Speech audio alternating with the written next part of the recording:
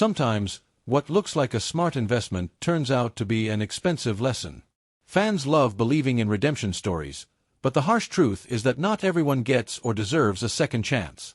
And yet, front offices still fall for names instead of performance, for reputation over chemistry.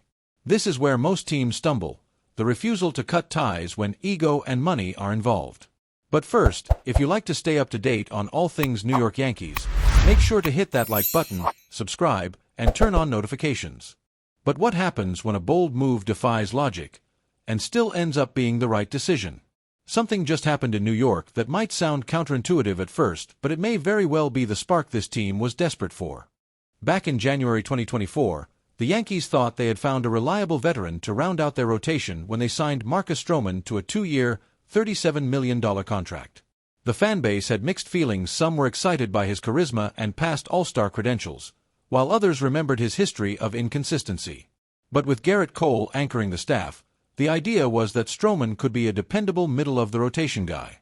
It wasn't a flashy move, but on paper, it made sense. At the time, few saw what would come next brewing beneath the surface. In 2024, Strowman's numbers weren't disastrous, but they didn't match the paycheck. A 10-9 record with a 4.31 ERA and a subpar 1.9 strikeout-to-walk ratio told the real story. He pitched 29 games, which showed durability, but the command, confidence, and edge just weren't there. He was a body in the rotation, not a difference-maker.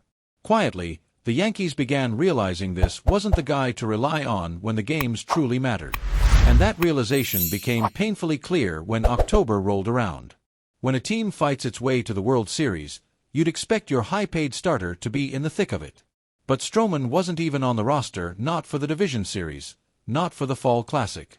That omission spoke louder than any press conference ever could. The Yankees had essentially declared they didn't trust him when it counted most. Strowman had gone from hopeful addition to forgotten piece.